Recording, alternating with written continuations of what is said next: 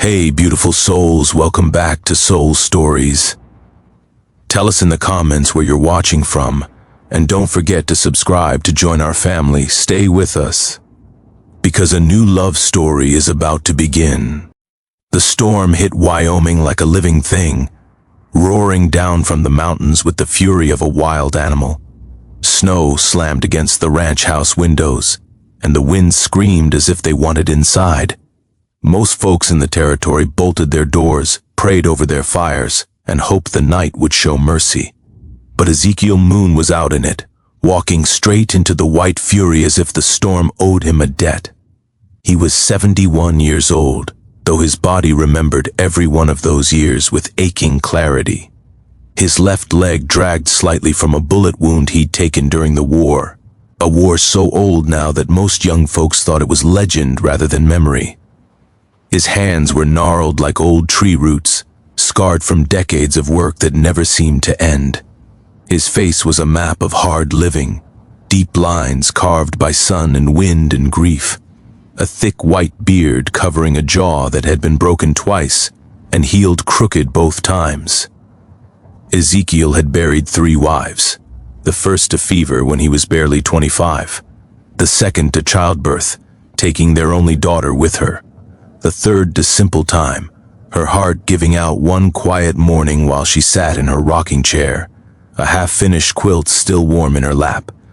He had loved each of them differently, completely, and losing them had hollowed him out piece by piece, until he wasn't sure what remained inside.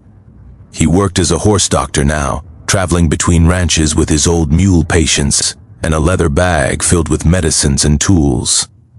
Most folks called him Doc Moon, though he'd never been to any proper school. Everything he knew came from watching, learning, failing, and trying again. He could gentle the wildest stallion and mend the most broken leg. Animals trusted him in ways people never had. Tonight he was walking because patients had thrown a shoe 3 miles back, and the storm had come too fast to find shelter. His coat was soaked through, and each breath felt like swallowing ice. But Ezekiel Moon had survived worse. He had survived everything life had thrown at him, which sometimes felt less like blessing and more like curse. Just when his legs began to fail, he saw it through the swirling white, a shape in the snow, small and still. His old heart clenched with familiar dread. He had found too many bodies in his long life, pulled too many frozen travelers from snowbanks, closed too many eyes that would never open again.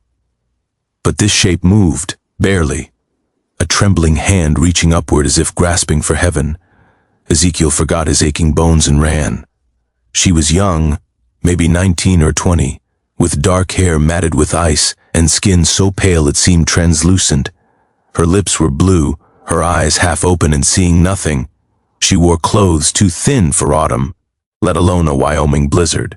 A small bag lay beside her, its contents scattered across the snow. Papers, a photograph, a worn Bible with pages fluttering in the wind. He gathered her into his arms, and she weighed almost nothing, just bones and fear and fading warmth. She tried to speak, but only a whisper emerged, broken and desperate. "Please, he is coming. Please hide me."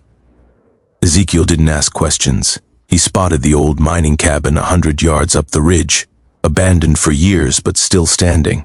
He carried her there, kicking through drifts that reached his waist, his bad legs screaming with every step. The door hung crooked on its hinges, but it blocked the wind. That was enough. Inside was dark and cold, but he found an old stove, rusted but functional, and enough dead wood stacked in the corner to last the night. His hands shook as he built the fire, not from cold, but from urgency. The girl's breathing was shallow, rattling in her chest like stones in a jar. He stripped off her frozen outer clothes, wrapped her in his own coat and every blanket he could find, and sat beside her through the long night, feeding the fire and watching her face for signs of life or death. She drifted between consciousness and darkness, sometimes crying out in a language he didn't recognize, sometimes whispering that name again. "He is coming. Please, please." Toward dawn, Her eyes opened fully for the first time. They were dark brown, almost black, filled with terror and confusion and something else. A fierce, burning will to survive that Ezekiel recognized because he saw it in his own mirror every morning. "Where am I?" Her voice was hoarse, barely audible. "Safe," he said. "For now. Storm's still bad outside. We're stuck here until it passes." She tried to sit up, winced, fell back. "Who are you?" "Ezekiel Moon. Folks call me Doc Moon. I fix horses mostly. Found you half buried in a snowdrift about 5 hours ago." He studied her with eyes that had seen too much to be fooled. "You want to tell me who's chasing you?" Her face closed like a door slamming shut. "No." He nodded slowly. "Fair enough. Not my business anyway. But whoever he is, he'll have a hard time finding this place in a blizzard." She relaxed slightly, though her hands still clutched the blanket like a lifeline. "My name is Miriam. Miriam Vasquez. I came from California. Long way from California. Yes." Her eyes drifted to the frosted window. Long way from everything. Ezekiel didn't press. He made coffee from the supplies in his bag, shared his last strips of dried beef, and sat in companionable silence while the storm raged outside. Miriam ate slowly, her eyes never leaving his face, as if she was trying to read his soul through his weathered skin. "You are old," she said finally. It wasn't an insult, just an observation. Ezekiel chuckled, a dry sound like leaves rustling. 71 last month. Older than some mountains, younger than others. "You should be home by a fire, not out in storms saving strangers." He shrugged. "Home is wherever I hang my hat. Been traveling so long I forgot what staying put feels like. Besides," he added with a slight smile, "if I wasn't out in this storm, you'd be dead. So maybe the universe knew what it was doing." Miriam's eyes softened. "Thank you. I know those words are not enough, but thank you." He waved off her gratitude. "Tell me about California instead. Never been there myself. Heard it's warm." She laughed, a sound so unexpected that it seemed to surprise her too. "It is warm. Too warm sometimes. I grew up near the ocean. My father was a fisherman before he became something else, something worse." The last words came out bitter, and her face hardened again. Ezekiel waited, patient as his old mule, knowing that stories emerged in their own time. "My father believes he owns me," Miriam said quietly. "He believes daughters are property to be sold. He arranged a marriage for me, to a man with money and power and cruelty in his eyes. When I refused, my father locked me in my room for 2 weeks. When I still refused, he beat me until I couldn't stand." Her hands trembled as she pushed back her sleeve, revealing faded bruises on her wrist. "I escaped through a window. I'd saved money, a little bit at a time, hidden in my Bible where he would never look. I bought a train ticket to anywhere, changed trains 3 times, walked when I had to, and still he found me." "Who found you?" Ezekiel asked softly. "The man I was supposed to marry. His name is Victor Crane. He has men everywhere. Money buys eyes and ears in every town. I thought I was safe in Wyoming. I thought I had run far enough."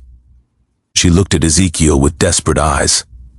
"But I saw one of high men in town yesterday, asking questions, showing my photograph. That's why I ran into the storm. Better to freeze than to go back." Ezekiel was quiet for a long moment. Then he stood, bones creaking, and walked to the window. The storm was beginning to ease, pale light creeping through the swirling snow. "I've lived a long time," he said, his back to her. "I've seen men like your father, men like this Victor. They believe power gives them the right to control, to own, to destroy." He turned to face her. "They're wrong." Miriam shook her head. "You don't understand. Victor Crane is not just wealthy, he is connected. Politicians, lawmen, judges, they all owe him favors. There is no justice for someone like me. There is only running or surrender." "There's a third option," Ezekiel said. "What? You stand and fight." He limped toward her, his old face set with determination. "I may be 71 years old with a bum leg and more aches than I can count, but I've been fighting my whole life. against war, against loss, against this land that tries to kill everything soft and good. And I'm still here. He sat beside her, his weathered hand covering hers. You don't have to fight alone. Tears filled Miriam's eyes. Why? Why would you help me? You don't know me. I'm nothing to you. Ezekiel smiled, and for a moment the lines on his face seemed less like scars and more like wisdom. Because I've buried everyone I ever loved. Because I've spent decades wondering why I'm still alive when they're all gone. Maybe this is why. Maybe you're why. The words hung between them, heavy with meaning neither fully understood. The storm cleared by midday. Ezekiel retrieved Patience from where he'd left her, found her shoe, and repaired it with tools from his bag. Miriam watched him work, marveling at the gentleness of his hands, the way the old mule nuzzled his shoulder with complete trust. She tells me things, Ezekiel said, noticing Miriam's attention. Animals always do. They know who means them harm and who doesn't. What does she tell you about me? He smiled. That you're scared but strong. That you've been running so long you forgot how to rest. That you need someone in your corner. Miriam's throat tightened. I had someone once, my mother. She died when I was 12. After that, my father changed, became the man he is now. Grief does strange things to people, Ezekiel said. Makes some of us harder, makes others of us search for something to protect. Which are you? Both, he admitted. Depending on the day. They traveled together toward the nearest town, Miriam riding Patience, while Ezekiel walked beside them. His leg ached with every step, but he didn't complain. He had stopped complaining about pain decades ago. It was simply part of being alive. The town of Bitter Creek appeared through the snow, small but alive with smoke rising from chimneys. Ezekiel led them to the home of widow McCarthy, a woman he'd known for 20 years, tough as leather and kind as summer rain. He took one look at Miriam and asked no questions, just opened her door, set out soup and bread, and made up the spare room with clean sheets. He can stay as long as she needs, widow McCarthy told Ezekiel while Miriam ate. But you know trouble will follow. Always does, Ezekiel replied. Question is whether we face it or run from it, Burr. Widow studied him with knowing eyes. You're too old for heroics, Zeke, Burr. Oh, old to care what anyone thinks about what I do, Burr. Days passed peacefully. Miriam helped around the house, grateful for work that kept her hands busy and her mind distracted. Ezekiel tended to horses at nearby ranches, but he returned each evening, sitting by the fire and trading stories with both women. Burr. Miriam learned that widow McCarthy had lost her husband to a cat. Le Stampede, her son to a mining accident, her daughter to a fast-talking gambler who took her east and never wrote back. Yet she still laughed, still baked bread, still opened her door to strangers. How do you do it? Miriam asked one evening. How do you lose so much and still have hope? The widow smiled. Hope isn't something you keep or lose, child. It's something you choose.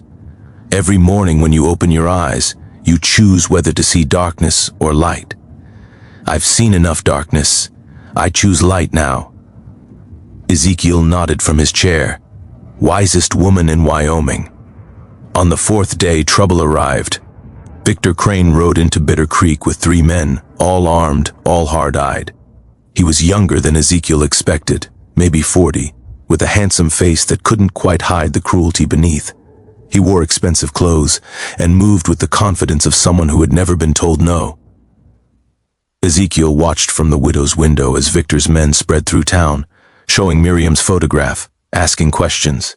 Most folks shook their heads, but eventually someone would talk. Someone always talked. He's here, Miriam whispered, her face pale. Victor is here. I know, Ezekiel said calmly. He turned to face her. Here's what we're going to do. He laid out his plan simply. Miriam would stay hidden while Ezekiel confronted Victor directly. The widow would ride to the next town for the sheriff, a man Ezekiel trusted, one of the few lawmen in the territory who couldn't be bought. It's too dangerous, Miriam protested. He'll hurt you, Ezekiel smiled. I'm 71 years old, child. Everything hurts. One more pain won't matter. But it matters to me, she said, voice breaking. You're the first person in years who's shown me kindness. I can't let you suffer for it. He took her hands in his. That's exactly why I have to do this. Because kindness matters. Because protecting people matters. Because I've spent too many years just surviving. He squeezed her fingers gently. Let me do something that matters. Victor Crane found Ezekiel waiting in the main street, leaning on his cane, looking exactly like what he was. An old man with nothing to lose. You're looking for someone, Ezekiel said. Maybe I can help.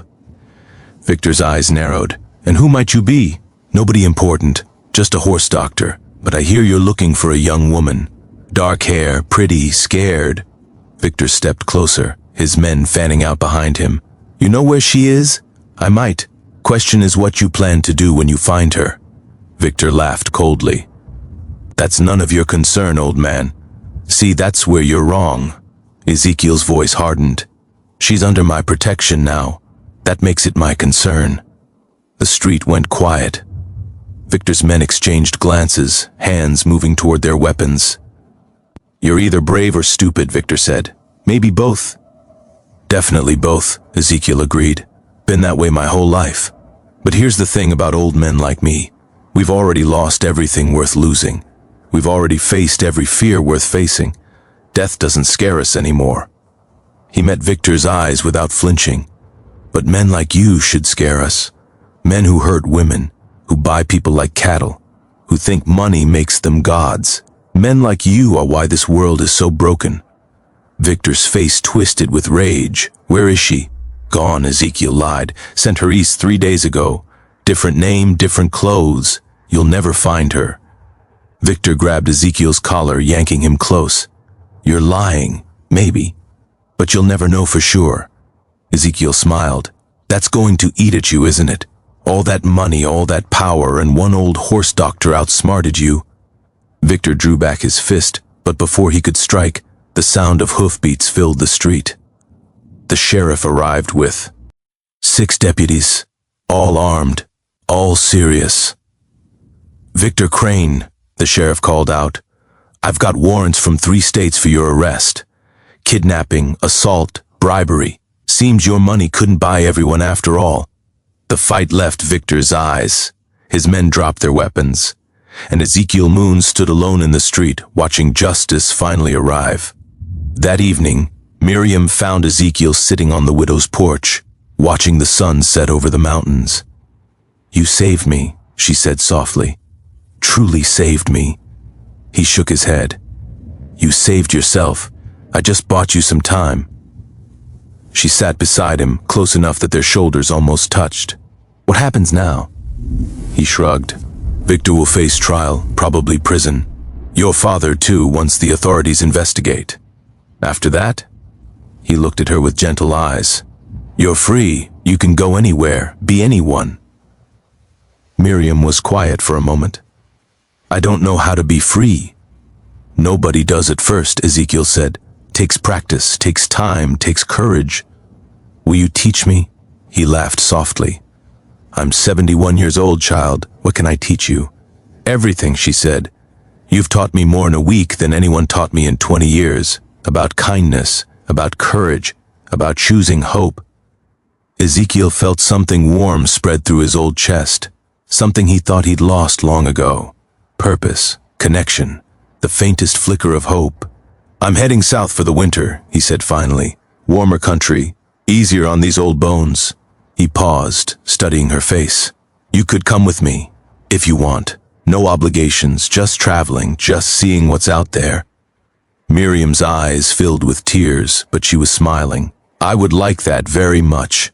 The widow McCarthy appeared in the doorway, arms crossed. You two planning to sit out here all night? Supper's getting cold, Ezekiel stood, offering his hand to Miriam. She took it, and they walk inside together. A 71-year-old horse doctor with nothing left to lose, and a young woman with everything still to find. The Wyoming wind blew soft across the porch as the door closed behind them. Two souls, separated by decades but joined by something stronger than time, had found each other in a storm, and neither would ever walk alone again.